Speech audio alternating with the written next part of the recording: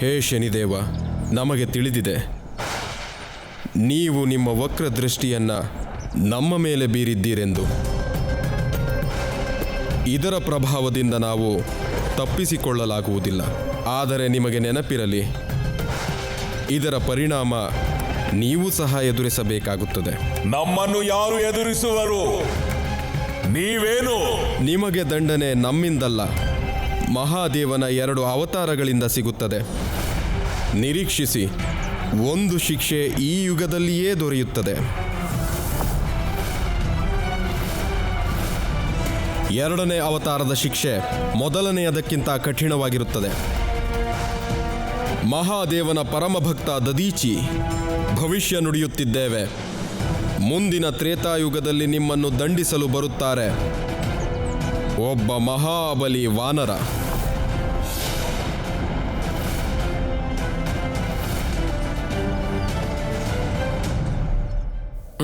ಮತ್ತೆ ಒಂದು ಪ್ರಶ್ನೆ ಇತ್ತು.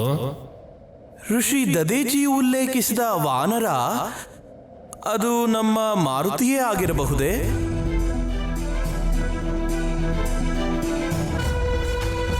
ಹೌದು ಭೃಂಗಿ, ಆದರೆ ಆ ಸಂದರ್ಭಕ್ಕೆ ಇನ್ನೂ ಸಮಯವಿದೆ. ಅಂದ್ರೆ ಮಹಾವೀರ ಹನುಮ ಮತ್ತು ಶನಿದೇವರ ಮುಖಾಮುಖಿ ನಿಸ್ಸಂದೇಹವಾಗಿ ಭಯಂಕರವಾಗಿರುತ್ತದೆ. ನಂದಿ, ಭೃಂಗಿ, ಈ ಸೃಷ್ಟಿಯಲ್ಲಿ ಪ್ರತಿಯೊಬ್ಬರ ಹಣೆ ಬರಹ ಅವರ ಕರ್ಮಾನುಸಾರವಾಗಿರುತ್ತದೆ. ಅದು ಕರ್ಮಫಲಗಳನ್ನು ನಿರ್ಧರಿಸುವ ಶನಿಯಾಗಿದ್ದರೂ ಸರಿ. ನಾವು ವಾನರರು ಅಲ್ವಾ ಅಮ್ಮ? ನಮ್ಮ ಮಿತ್ರರು ಜಗನ್ ಮಗನ್ ಬಂದು ಹೇಳ್ತಾರೆ ನಾವು ಬಲಶಾಲಿಯಂತೆ. ಹೌದಾ? ಹಾಗಾದ್ರೆ ಆ ವಾನರ ನಾವೇನಾ ಅಮ್ಮ? ಇಲ್ಲ, ಋಷಿ ದದಿಚಿ ಯಾರ ಬಗ್ಗೆ ಭವಿಷ್ಯವಾಣಿ ನುಡಿದಿದರೋ ಆ ವಾನರ ಬೇರೆ ಯಾರೋ ಇರಬೇಕು. ನೀವ್ಯಾಕೆ ಶನಿದೇವರ ಜೊತೆ ಯುದ್ಧ ಮಾಡ್ತೀರಿ ಅಲ್ವಾ? ಅದಕ್ಕಿಂತನೂ ಹೆಚ್ಚಾಗಿ ನಮ್ಮ ಮಾರುತಿ ಮುದ್ದು ಮಗು ಅಲ್ವಾ? ಒಂದು ವೇಳೆ ಶನಿದೇವರು ತಮ್ಮ ದೃಷ್ಟಿ ಹರಿಸೋಕ್ ಬಂದ್ರೂ ಕೂಡ ನಿಮ್ಮ ಮುದ್ದು ಮುಖ ನೋಡಿ ಮೋಹಿತರಾಗ್ಬಿಡ್ತಾರೆ. ಮುಂದೇನಾಯ್ತು ಅಂತ ಹೇಳಿ ಅಮ್ಮ. ಆ ಶನಿದೇವರ ದೃಷ್ಟಿಯ ಪ್ರಭಾವ ಋಷಿ ದದಿಚಿಯ ಮೇಲೆ ಬಿದ್ದೇ ಬಿಡ್ತಾ? ಮತ್ತೆ ಮಹಾದೇವನ ಅವತಾರದ ಆಗಮನ ಯಾವಾಗತ್ತೆ? ಅವರು ಋಷಿ ದದಿಚಿಯನ್ನ ಶನಿದೇವರ ಪ್ರಕೋಪದಿಂದ ಪಾರ್ ಮಾಡ್ತಾರಾ? ಮಾರುತಿ, ಧೈರ್ಯವಾಗಿರಿ. ನೀವು ಸಮಾಧಾನವಾಗಿದ್ರೆ ಉತ್ತರ ತನಗ್ತಾನೆ ನಿಮಗ್ ಸಿಕ್ಬಿಡುತ್ತೆ. ಎಲ್ಲದಕ್ಕಿಂತ ಪ್ರಥಮವಾಗಿ ಶನಿದೇವರ ದೃಷ್ಟಿ ಪ್ರಭಾವ ಕೂಡ ತನಗ್ತಾನೆ ಆಕಸ್ಮಿಕವಾಗಿ ಆಗೋದಿಲ್ಲ. ಆ ಕ್ಷಣ ಬಂದ್ರೆ ಮಾತ್ರನೇ ಪ್ರಭಾವ ಬೀರೋದು. ಎರಡನೇದಾಗಿ, ಯಾವುದೇ ಕಾರ್ಯದ ಹಿಂದೆ ಯಾವುದಾದ್ರೂ ಒಂದು ಕಾರಣ ಇದ್ದೇ ಇರುತ್ತೆ. ಅಂದ್ರೆ ಶನಿದೇವರ ಪ್ರಸಂಗ ಋಷಿ ದದಿಚಿಯವರ ಜೊತೆ ಎಲ್ಲೋ ಇತ್ತು. ಅದೇ ರೀತಿಯಾಗಿ ಋಷಿ ದದಿಚಿಯವರ ಪ್ರಸಂಗ ಇನ್ನೆಲ್ಲೋ ರಾಕ್ಷಸ ವೃತ್ತಾಸುರನ ಜೊತೆ ಇತ್ತು. ಈ ವೃತ್ತಾಸುರ ಯಾರು ಅಮ್ಮ? ವೃತ್ತಾಸುರ ಎಂತ ಮಹಾ ದೈತ್ಯ ಅಂದ್ರೆ ಅವನು ಬ್ರಹ್ಮದೇವರನ್ನ ಕುರಿತು ಘೋರವಾದ ತಪಸ್ಸನ್ನ ಮಾಡಿ ಒಂದು ವಿಚಿತ್ರವಾದ ವರವನ್ನ ಪಡ್ಕೊಂಡಿದ್ದ. ಯಾವುದೇ ಧಾತುವಿನಿಂದಾದ ಯಾವುದೇ ರೀತಿ ಅಸ್ತ್ರಶಸ್ತ್ರಗಳಿಂದ ಅವನ ಮೃತ್ಯು ಆಗಬಾರದು ಅಂತ. ಹಾಗಾದ್ರೆ ಆ ರಾಕ್ಷಸನನ್ನ ಪರಾಜಿತಗೊಳಿಸೋದು ತುಂಬಾ ಕಠಿಣ ಆಗಿರ್ಬೇಕು ಅಲ್ವಾ ಅಮ್ಮ? ಹಾ, ಅವನು ತನಗ್ತಾನೆ ಅಮರನಾಗ್ಬಿಟ್ಟಿದ್ದೀನಿ ಅನ್ಕೊಂಡ್ಬಿಟ್ಟಿದ್ದ. ಮೊದಲಿಂದನೂ ಮಹಾ ಕ್ರೂರಿ ಅವನು. ಆದ್ರೆ ಅವನು ಆ ವರವನ್ನ ಪಡೆದ ನಂತರ ನಿರಂಕುಶವಾಗಿ ಓಡಾಡ್ತಾ ಇದ್ದ. ರಾಕ್ಷಸರದೇ ಒಂದು ಪಡೆನ ಮಾಡಿಕೊಂಡು ವಿನಾಶದ ಲೀಲೆಗಳನ್ನ ಹೇಗೆ ಆರಂಭ ಮಾಡ್ದ ಅಂದ್ರೆ ಸಮಸ್ತ ದೇವತೆಗಳು ಮನುಷ್ಯರು ಹಾಹಾಕಾರ ಮಾಡೋಕ್ ಶುರು ಮಾಡ್ಬಿಟ್ರು. ಇವ್ರನ್ನೆಲ್ಲ ಸೋಲಿಸಿದ ನಂತರ ಅವನ ದೃಷ್ಟಿ ಬಿದ್ದಿದ್ದು ಇಂದ್ರಲೋಕದ ಮೇಲೆ. ಆರಂಭದ ಪೂರ್ವದಲ್ಲಿ ಅಂತ್ಯ ಮತ್ತು ಅಂತ್ಯ ಮಾಡಲು ಬಂದಿದ್ದೇವೆ ನಾವು.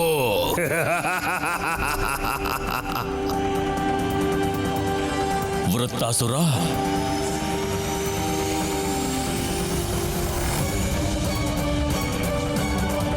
ಇಂದ್ರದೇವ, ಸ್ವರ್ಗದ ಸಿಂಹಾಸನವನ್ನು ತ್ಯಜಿಸಿ ಅಥವಾ ನಮ್ಮೊಂದಿಗೆ ಯುದ್ಧ ಮಾಡಿ.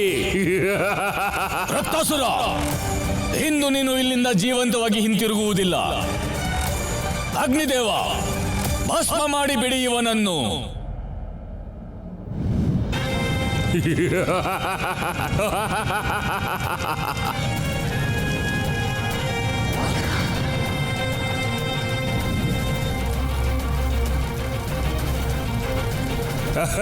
ಆಶ್ಚರ್ಯ, ನಮ್ಮ ಅಗ್ನಿಯ ಪ್ರಭಾವ ಇವನ ಮೇಲೆ ಆಗುತ್ತಿಲ್ಲ. ದೇವತೆಗಳೇ, ಆಕ್ರಮಣ ಮಾಡಿ!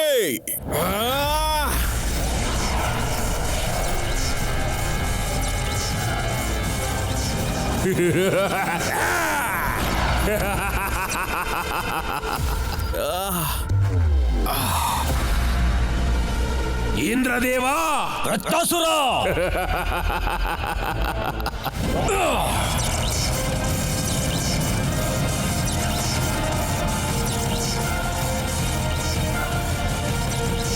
ನಮ್ಮ ಇಷ್ಟೊಂದು ಶಕ್ತಿ ಇವನ ಮೇಲೇಕೆ ಪ್ರಭಾವ ಬೀರುತ್ತಿಲ್ಲ? ಇವನೊಂದಿಗೆ ಯುದ್ಧ ಮಾಡುವುದು ನಮ್ಮ ಸಾವಿಗೆ ನಾವೇ ಆಹ್ವಾನ ಕೊಟ್ಟಂತೆ.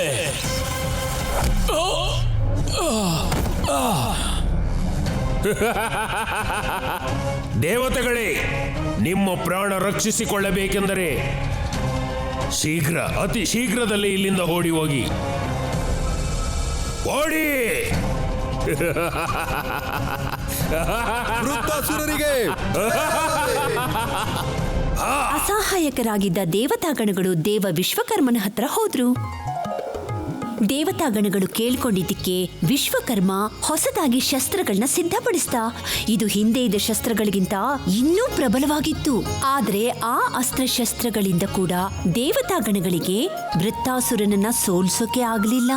ಆ ಸಮಯದಲ್ಲಿ ನಾವೇನಾದ್ರೂ ಅಲ್ಲಿದ್ದಿದ್ರೆ ಅಮ್ಮ, ಆ ವೃತ್ತಾಸುರನ್ನ ನಮ್ಮ ಬಾಲದಿಂದ ಬಂಧಿಸಿ ಕಾಡಲ್ಲಿ ಬಿಸಾಕ್ಬಿಡ್ತಿದ್ವಿ. ಆಗ ಅವರು ಅಲ್ಲಿಂದ ಯಾವತ್ತೂ ಬರೋಕಾಗ್ತಿರ್ಲಿಲ್ಲ.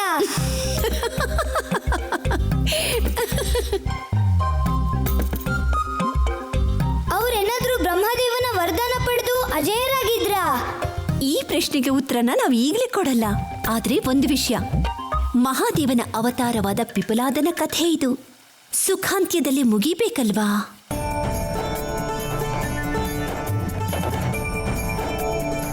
ರಾಕ್ಷಸ ವೃತ್ತಾಸುರ ಇಂದ್ರಲೋಕದಲ್ಲಿ ತನ್ನ ಅಧಿಕಾರವನ್ನ ಸ್ಥಾಪನೆ ಮಾಡಿಕೊಂಡ.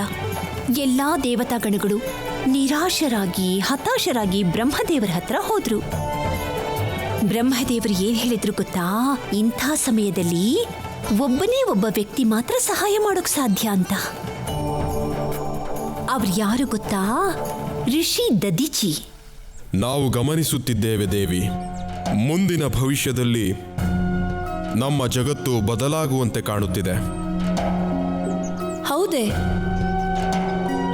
ಅದು ಹೇಗೆ ಸ್ವಾಮಿ? ಸ್ವಾಮಿ,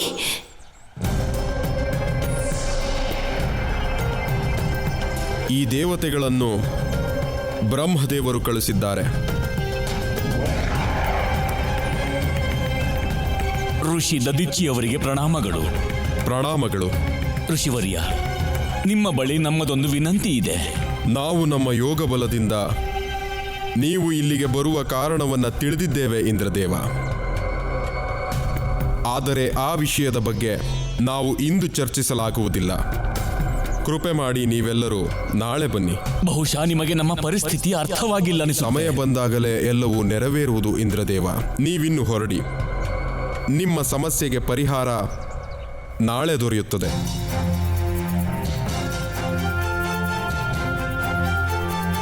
ಪ್ರಣಾಮಗಳು.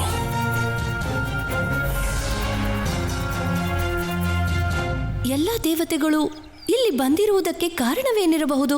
ಸ್ವಾಮಿ ಅವರನ್ನು ನಾಳೆ ಏಕೆ ಬರಲು ಹೇಳಿದರು? ಸ್ವಾಮಿ, ಸರಿಯಾದ ಸಮಯದಲ್ಲಿ ನಿಮ್ಮ ಪ್ರಶ್ನೆಗಳಿಗೆ ಉತ್ತರ ಸಿಗುತ್ತದೆ. ನಮ್ಮ ಅಪೇಕ್ಷೆ ಏನೆಂದರೆ ಸ್ವಲ್ಪ ದಿನಗಳವರೆಗೂ ನಿಮ್ಮ ತವರಿಗೆ ಹೋಗಿ ಬನ್ನಿ. ನಿಮ್ಮ ಪ್ರತಿಯೊಂದು ಮಾತಿನಲ್ಲೂ ಅರ್ಥವಿರುತ್ತದೆ. ನಿಮ್ಮ ಇಚ್ಛೆಯನ್ನು ಆಜ್ಞೆ ಎಂದು ತಿಳಿದು ನಾವು ಹಿಂದೆ ಹೊರಡುತ್ತೇವೆ.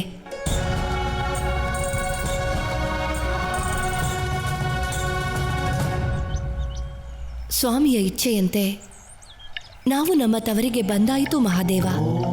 ಆದರೆ ನಮ್ಮ ಮನಸ್ಸು ಅಲ್ಲೇ ಇದೆ.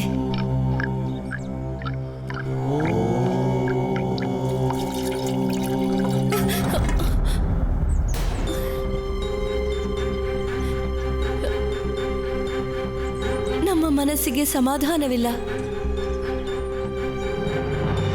ನನ್ನನ್ನು ಕ್ಷಮಿಸು ಶಿವಶಂಭು.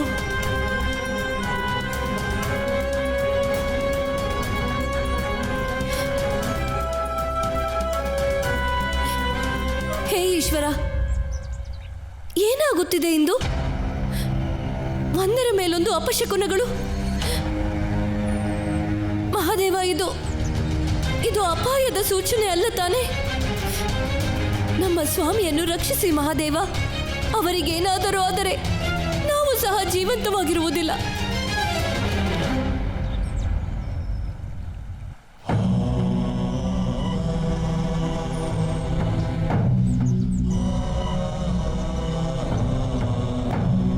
ಹೇ ಸುರಭಿ ಮಾತೆ, ನಾವು ಅಥರ್ವನ ಪುತ್ರ ಪರಮ ಶಿವಭಕ್ತ ದದೀಚಿ ನಿಮ್ಮನ್ನು ಆಹ್ವಾನಿಸುತ್ತಿದ್ದೇವೆ. ಹೇಳಿ ಋಷಿವರ್ಯ, ನಮ್ಮನ್ನು ಸ್ಮರಿಸಿದ ಕಾರಣವೇನು? ನೀವು ನಿಮ್ಮ ಶರೀರದ ಮೇಲೆ ಲವಣಲೇಪವನ್ನೇಕೆ ಮಾಡಿದ್ದೀರಿ? ನಿಮ್ಮಲ್ಲಿ ಒಂದು ವಿನಂತಿ ಇದೆ ಮಾತೆ. ನೀವು ನಮ್ಮ ಶರೀರದ ಸಂಪೂರ್ಣ ಮಾಂಸವನ್ನು ನೀವು ನಿಮ್ಮ ಶಕ್ತಿಯಿಂದ ತೆಗೆದುಹಾಕಿ. ಇದೆಂತ ವಿಚಿತ್ರ ಆಕಾಂಕ್ಷೆ ಋಷಿವರ್ಯ? ಇದು ನಮ್ಮ ಇಚ್ಛೆ ಮಾತೆ. ನೀವೇನಾದರೂ ನಮ್ಮ ಇಚ್ಛೆಯನ್ನು ಪೂರೈಸಿದರೆ ನಮ್ಮ ಜೀವನ ಸಾರ್ಥಕವಾಗುತ್ತದೆ. ನಿಮ್ಮಂತಹ ಮಹಾಜ್ಞಾನಿಗಳ ಮಾತನ್ನು ಹೇಗೆ ನಿರಾಕರಿಸಲು ಸಾಧ್ಯ? ನಿಮ್ಮಿಚ್ಛೆಯಂತಾಗಲಿ.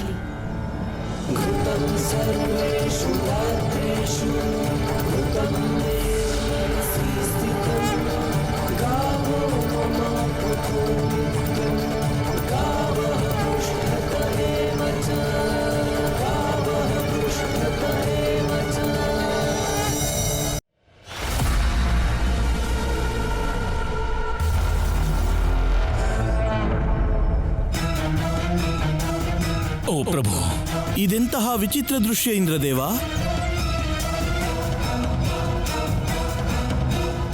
ಮಾನವನ ಅಸ್ಥಿಪಂಜರ ಇಲ್ಲೇಕೆ ಇದೆ? ಇದರ ಅರ್ಥವಾದರೂ ಏನು? ಋಷಿ ದದೀಚಿ ಮತ್ತು ಅವರ ಪತ್ನಿ ಇಬ್ಬರೂ ಕಾಣುತ್ತಿಲ್ಲ. ಅವರು ಆಶ್ರಮ ಬಿಟ್ಟು ಹೋದಂತೆ ಕಾಣುತ್ತಿದೆ. ಬಹುಶಃ ನಮ್ಮ ಸಮಸ್ಯೆಗೆ ಪರಿಹಾರ ಅವರ ಬಳಿ ಇಲ್ಲವೆನಿಸುತ್ತಿದೆ. ನಮಗೆ ಮೊದಲೇ ಅವರ ಮೇಲೆ ಸಂಶಯವಿತ್ತು, ಇವರು ನಮಗೆ ಸಹಾಯ ಮಾಡುವುದಿಲ್ಲವೆಂದು. ಈಗ ನಮ್ಮ ಸಮಸ್ಯೆ ಪರಿಹಾರ ಕಾಣುವ ಯಾವುದೇ ಮಾರ್ಗ ತೋಚುತ್ತಿಲ್ಲ.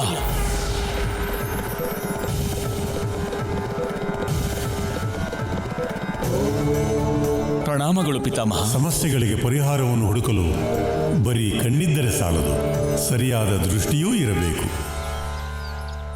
ನಮಗನ್ನಿಸುತ್ತದೆ ವೃತ್ತಾಸುರನ ಸಂಕಷ್ಟ ನಿಮ್ಮನ್ನು ದೃಷ್ಟಿಹೀನರನ್ನಾಗಿ ಮಾಡಿದೆ ಎಂದು. ನಿಮ್ಮ ಮಾತಿನ ಅರ್ಥವೇನು ಬ್ರಹ್ಮದೇವ? ಈ ಅಸ್ಥಿಪಂಜರವೇ ನಿಮ್ಮ ಸಮಸ್ಯೆಗೆ ಪರಿಹಾರ.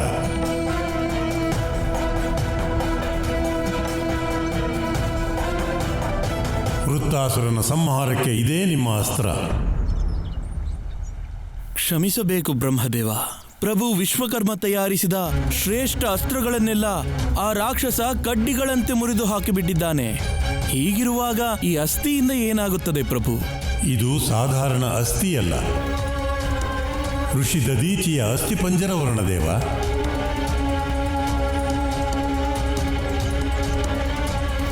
ಋಷಿ ದದೀಚಿ? ಆದರೆ ಇದು ಹೇಗೆ ಸಾಧ್ಯ ಬ್ರಹ್ಮದೇವ? ಋಷಿ ದದೀಚಿಗೆ ಸಮಾನವಾದ ಶಿವಭಕ್ತ ಸಿದ್ಧ ಪುರುಷ ಈ ಸೃಷ್ಟಿಯಲ್ಲಿ ಯಾರೂ ಇಲ್ಲ. ಲೋಕ ಕಲ್ಯಾಣಕ್ಕಾಗಿ ಅವರು ಎಂತಹ ಬಲಿದಾನ ಮಾಡಿದ್ದಾರೆ ಅದನ್ನು ಕಲ್ಪಿಸಿಕೊಳ್ಳುವುದಕ್ಕೂ ಸಾಧ್ಯವಿಲ್ಲ. ಅವರೀಗ ಇಲ್ಲಿ ಪ್ರಸ್ತುತವಿಲ್ಲವೆಂದು ನೀವು ಅವರ ಯೋಗ್ಯತೆಯ ಬಗ್ಗೆ, ಅವರ ದಿವ್ಯ ವಚನದ ಬಗ್ಗೆ ಮಾತನಾಡುತ್ತಿದ್ದೀರಿ.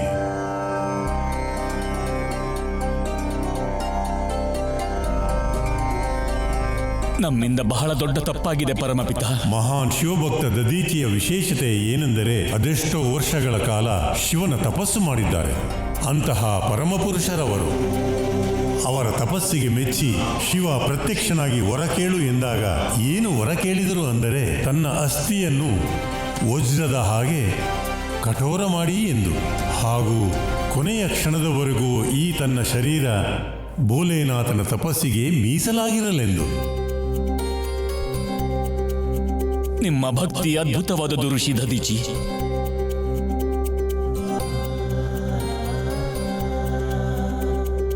ಇಂದು ಅವರು ಲೋಕ ಕಲ್ಯಾಣಕ್ಕಾಗಿ ತಮ್ಮ ಪ್ರಾಣವನ್ನೇ ಆಹುತಿ ನೀಡಿದ್ದಾರೆ. ಅವರ ಈ ವಜ್ರ ಅಸ್ಥಿಯಿಂದ ಯಾವುದೇ ಆಯುಧ ಸಿದ್ಧಪಡಿಸಿದರೂ ವೃತ್ತಾಸುರನ ಸಂಹಾರ ನಿಶ್ಚಿತ. ನೋಡಿದ್ರಲ್ಲ ಮಾರುತಿ, ಈ ರೀತಿಯಾಗಿ ಶನಿದೇವರ ವಕ್ರದೃಷ್ಟಿ ಬೀಳ್ತಿದ್ದ ಹಾಗೆ ಶಿವನ ಪರಮ ಭಕ್ತ ದದೀಚಿಗೂ ಕೂಡ ಅಂತ್ಯದಲ್ಲಿ ಕಷ್ಟಕರವಾದ ಮೃತ್ಯು ಪ್ರಾಪ್ತವಾಯಿತು. ಅಂದ್ರೆ ಶನಿದೇವರ ದೃಷ್ಟಿ ಅತ್ಯಂತ ಪ್ರಭಾವಶಾಲಿಯಾಗಿದೆಯಾ ಅಮ್ಮ? ಅದೇನೋ ನಿಜನೇ. ಆದ್ರೆ ಋಷಿ ದದೀಚಿಯ ಮಹಿಮೆ ಕೂಡ ನೋಡ್ಬೇಕು. ತನಗ್ ಬಂದ ಶಾಪವನ್ನ ದದೀಚಿ ಋಷಿ ತನ್ನ ಬಲಿದಾನದ ಸ್ವರೂಪವಾಗಿ ಲೋಕ ಕಲ್ಯಾಣಕ್ಕಾಗಿ ಪರಿವರ್ತನೆ ಮಾಡಿದ್ರು. ಅದಕ್ಕೆ ತಾನೇ ದೇವತೆಗಳಿಗೆ ಅವರ ಅಸ್ಥಿಗಳು ಸಿಕ್ಕಿದ್ದು. ಆ ಅಸ್ಥಿಗಳಿಂದ ದೇವ ವಿಶ್ವಕರ್ಮ ಒಂದು ಬಲಿಷ್ಠವಾದ ಶಸ್ತ್ರವನ್ನ ಸಿದ್ಧಪಡಿಸಿದ್ರು. ಅದರಲ್ಲಿ ಒಂದು ಇಂದ್ರದೇವನ ಪ್ರಖ್ಯಾತವಾದ ಅಸ್ತ್ರ ವಜ್ರಾಯುಧ. ವಿಶ್ವಕರ್ಮರಿಗೆ ದೇವರಾಜ ಇಂದ್ರನ ಪ್ರಣಾಮಗಳು. ಪ್ರಣಾಮಗಳು. ಈ ಮಹಾ ಅಸ್ತ್ರ ವಿಶೇಷವಾಗಿ ನಿಮಗಾಗಿಯೇ ಇಂದ್ರದೇವ.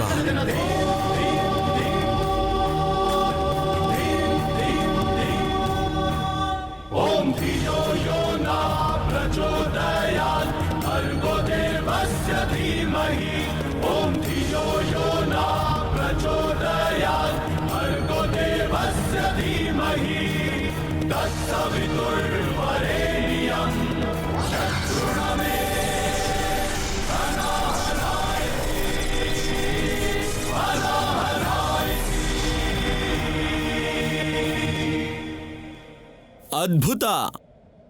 ವಜ್ರಾಸ್ತ್ರ. ಇಂದ್ರದೇವನಿಗೆ ಇದು ಮಹಾ ಅಸ್ತ್ರ.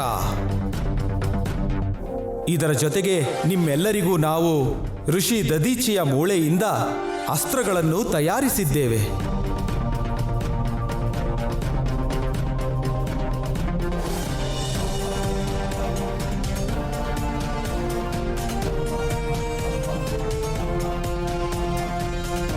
ದೇವತೆಗಳೇ, ಇಂದು ನಾವು ಶಪಥ ಮಾಡೋಣ, ಮಹಾತ್ಮ ದದೀಚಿಯ ಬಲಿದಾನ ವ್ಯರ್ಥವಾಗಲು ನಾವು ಬಿಡುವುದಿಲ್ಲವೆಂದು. ಶಿವನ ಪರಮ ಭಕ್ತ ಋಷಿ ದದೀಚಿಗೆ ಜಯವಾಗಲಿ.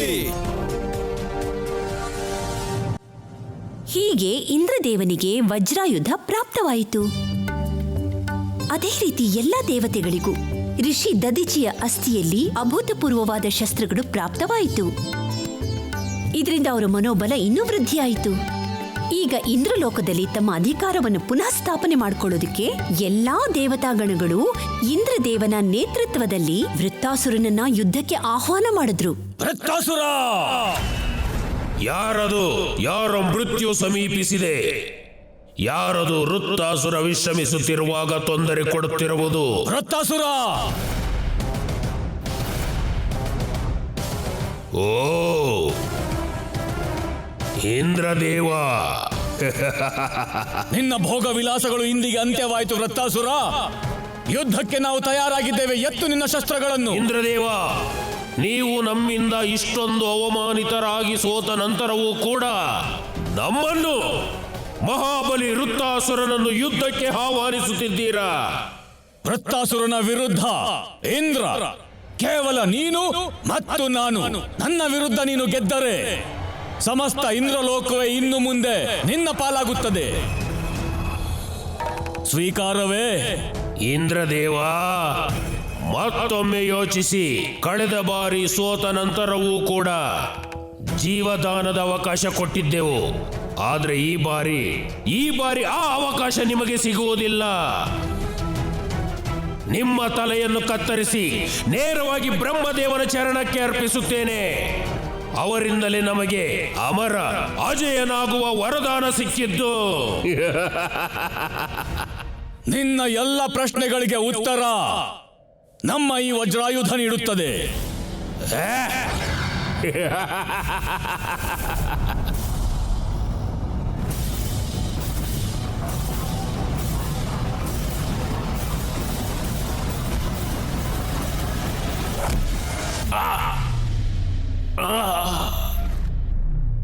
ಅಸಂಭವ, ಅಸಂಭವ ಇದು. ನಿನ್ನನ್ನೇ ನೀನು ಅಮರನೆಂದು ಕಲ್ಪಿಸಿಕೊಂಡಿರುವ ಮೂರ್ಖ ರಾಕ್ಷಸನೇ, ಈ ಅಸ್ತ್ರ ಯಾವುದೋ ಧಾತುವಿನಿಂದ ತಯಾರಿಸಿದ್ದಲ್ಲ, ಒಬ್ಬ ಮಹಾತ್ಮನ ಅಸ್ಥಿಯಿಂದ ನಿರ್ಮಿತವಾಗಿದ್ದು.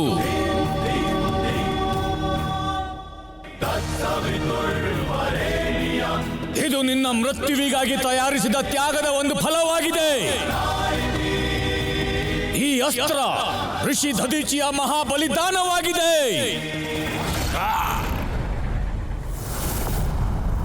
ದೇವರಾಜ ಇಂದ್ರನಿಗೆ, ಋಷಿ ದಧೀಚಿಗೆ, ದೇವರಾಜ ಇಂದ್ರನಿಗೆ.